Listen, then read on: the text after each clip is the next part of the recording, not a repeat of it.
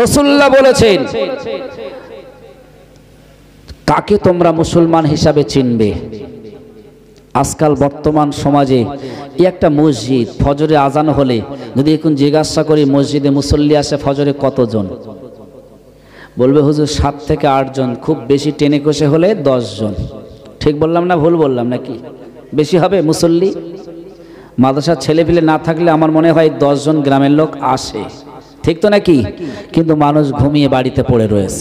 তবে একটা কথা বলে রেখে দেই, শুনে রেখে দেন, যাই শুনবেন শোনার পরেও যদি আপনি নামাজ ত্যাগ করে চলেন, আপনি মুসলমান কিনা? রাসূল বলেছেন বাইনাল আবদি ওয়া বাইনাল কুফরি তারকুস সালাত।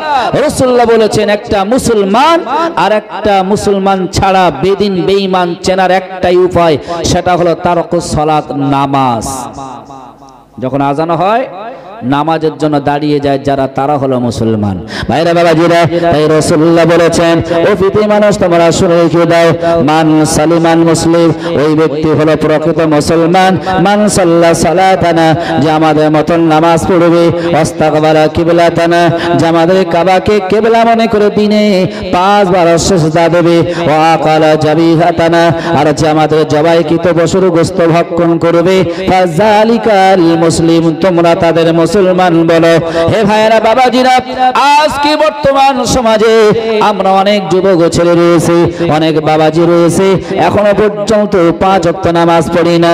রাসূলুল্লাহ বলেছেন শুনে রেখে দাও, মুরু আওলাদুকুম বিসসালাতি ওয়া হুম আবনাউ সাবঈ সিনিনা, তোমাদের ঘরের সন্তানদের যখন 6 বছর 7 বছর বয়স হবে, তোমরা তাদের নামাজের কথা বলবে, নামাজের জন্য তাদেরকে তাগিদ দেবে।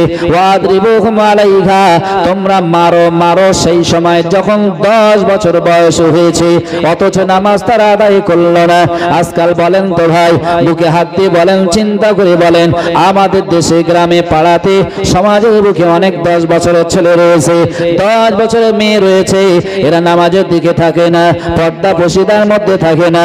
তাই রাসূলুল্লাহ বলেছেন, যে ব্যক্তি নামাজ পড়লো তাকে তোমরা মুসলমান বলেছেন, নামাজ পড়লো না তোমরা তাকে মুসলমান বলেছেন না। নাম রয়েছে মুসলমান, পিতার নাম মুসলমান, সব তার মুসলমান ঠিকানা, কিন্তু রাসূল 1400 বছর আগে বললেন নামের জন্য মুসলমান চেনা যায় না, পিতা যে মুসলমান তার জন্য চেনা যাবে না। কারণ আপনাদের এলাকায় যখন দুটো ঘরের সন্তানের মা যখন পেটে সন্তান ধারণ করবে, হসপিটালে যাবে, একটা হলো হিন্দু আর একটা হলো মুসলমানের মা। এখন নার্সিং হোম কিংবা হাসপাতালে ভর্তি করেছে, হিন্দু মাটা যে বেডে ভর্তি হয়েছে, মুসলমান মা তার বেডে তার পাশে রয়েছে। এরকম হয়তো নাকি? অ্যাম্বুলেন্স করে 2 জন মাকে নিয়ে গেলেন হসপিটালে, এখন হিন্দু ঘরের মা, তাকে অপারেশন করলো, একটা ছেলে হয়েছে, কিন্তু মায়ের অবস্থাটা খুব খারাপ, তাড়াতাড়ি করে ওটিতে নিয়ে মানে ভালো একটা এসি ঘরে নিয়ে গেল চিকিৎসার জন্য, এমার্জেন্সিতে নিয়ে গেল। হিন্দু মাকেও যখন অপারেশন করেছে, ঠিক তার একটা সন্তান হয়েছে, কিন্তু এ মাটারও শরীর খুব খারাপ, তাই একেও এমার্জেন্সি ঘরে নিয়ে গেল। কিন্তু ঘটনাটা ধরে নেন, 2টো বাচ্চা একটা বেডে শুইয়ে রেখেছিল, এখন 2টো মাকে চিকিৎসা করে আনার পরে ডাক্তাররা ভাবছে না, বুঝতে পারছে না যেটা হিন্দু মায়ের ছেলে, এটা মুসলমান মায়ের ছেলে। আচ্ছা আপনারা বলেন তো দেখি, যদি ডাক্তাররা ভুল করে হিন্দু মায়ের ছেলেটা মুসলমান মায়ের কোলে দেয়, আর মুসলমান মায়ের কোলে 10 মাস 10 দিন ছিল, মুসলমান মা সেই বাচ্চাটা যদি হিন্দু মায়ের কোলে দেয়, ওই বাচ্চা কি যাবে না যাবে না? জোরে বলেন তো দেখি। চিন্তা করছে অনেকে, কি বলবো, হ্যাঁ না না? বাচ্চারা কি চিনতে পারে? মায়ের কোল যেই দেখবে তারা অনাহাসে চলে যাবে, ঠিক না বে ঠিক? এখন ধরে নেন হিন্দু মাটা মুসলমানের ছেলেটা নিয়ে বাড়ি চলে গেল, আর মুসলমানের মাটা হিন্দু ছেলেটাকে নিয়ে বাড়ি চলে গেল, তাহলে হিন্দুর ছেলে মুসলমানের বাড়ি আর মুসলমানের ছেলে হিন্দুর বাড়ি। যখন হিন্দু ঘরের ওই ছেলেটা মুসলমানের ঘরে মায়ের কোল থেকে এসেছিল, কিন্তু বড় হতে হতে তার সমাজে দেখছে ঘন্টা বাজানো, শাক বাজানো, মন্দির পুজো দেওয়া, সে কিন্তু নাম থাকবে তার শ্রীকৃষ্ণ শ্রীহরি, তার নাম হয়ে সে যাবে মন্দিরে, ঠিক না বে ঠিক? আর যে মুসলমানের ছেলে সে মন্দিরে যাচ্ছে, আর যে হিন্দু ঘরে মুসলমানের ঘরে ছিল তার মুসলমান হিসাবে নাম রেখেছে আব্দুল্লাহ কিংবা আব্দুর রহমান, সে এখন বড় হতে হতে দেখা গেল তার সমাজে নামাজ পড়ছে, মসজিদ আছে, সে এখন মসজিদে যাচ্ছে, কোরআন শিখছে। সত্যি কথা বলেন, হিন্দু মা হলেও তার সন্তানটা আজকে নামাজে, ঠিক না বে ঠিক? সমাজ সমান করে এই কাজটাই হলো তার পরিচয়। আজকে মুসলমান ঘরে জন্ম হয়েও মুসলমানের ছেলেরা বুঝলো না যে নামাজ পড়তে হবে। ঠিক বললাম না ভুল বললাম? ভাইরা বাবাজিরা, ওলামায়ে বুঝবেন না, লক্ষ্য করে দেখেন। পয়গম্বর সুলাইমানের কথা বলবো, কটা কথা বলবো, সময় আমার অতি অল্প, কিন্তু তার মধ্যে একটা দায়িত্ব আমাকে দিয়েছেন। এই দায়িত্বটা ভারী কঠিন, তবু আপনাদের স্বতঃস্ফূর্ত দেখে আমাকে বলতে হবে। আপনারা যদি শোনেন, আমার মনে হয় মাদ্রাসার দিকে তাকিয়ে, মসজিদের দিকে তাকিয়ে আপনাদের লাভ হয়ে যাবে। কারণ আজকে দুনিয়ায় বাড়ি বানিয়েছেন, 10 লক্ষ টাকা খরচ করে মেয়েকে মানুষ করতে গিয়ে, এমনকি কলেজ ইউনিভার্সিটি পড়াতে গিয়ে অনেক টাকা খরচ করেছেন। একটা ছেলেকে মানুষ করতে গেলে অনেক টাকা খরচও হয়ে যায়, তারপরে জমি জায়গা যা ছিল তাকে দিতে হয়। ও ভাইরা বাবাজিরা, আপনি মারা যাবেন, মরে যাওয়ার পরে আপনাকে খাটিয়া করে কাফন পরিয়ে কবরস্থান নিয়ে যাবে। সত্যি কথা বলবে যে বাড়ি বানিয়েছেন 10 লক্ষ টাকা খরচ করে, কলম বাঁধিয়ে যে সন্তান মানুষ করেছিলে লক্ষ লক্ষ টাকা খরচ করে, ওই সন্তান কি আপনার ছোট্ট কবর, যেখানে জানালা নাই, দরজা নাই, সাথী নাই, বন্ধু বান্ধব নাই, ওই কবরে কি ওই ছেলে আর মেয়ে যাবে?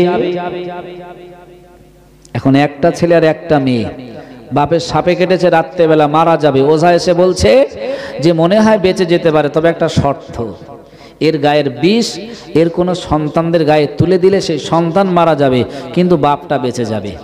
সত্যি কথা বলেন, ছেলে একটা মেয়ে একটা, সামনে দাঁড়াবে যে আমার গায়ে তুলে দেন, আমি মরে যাই, বাপ বেঁচে যাক? বলবে বলে মনে হয়? বলবে না। ভাইরা বাবাজিরা, তাই আমি একটা ওয়াকিয়া আপনাদের কাছে বলবো, বলতে আমাকে হতে হবে। কারণ আজকে নবীর মাদ্রাসাকে অনেক মানুষটাকে তারা বোঝে না। অনেকে মনে মনে করে দুনিয়ায় টাকা থাকলে আমার বিবি খাবে, বাচ্চা খাবে, কিন্তু কোরআনে মহান আল্লাহ জানিয়ে দিয়েছে, ও পৃথি মানুষ তোমরা শুনে রেখে দাও, জালিকাল কিতাবু লা রাইবা ফি, কোরআনের মধ্যে সন্দেহ নেই। তারপরে মহান আল্লাহ বললেন, আল্লাযীনা ইউমিনুনা বিল গায়বি ওয়া ইউকিমুনাস সালাতা ওয়া মিম্মা রাযাকনাহুম ইউনফিকুন।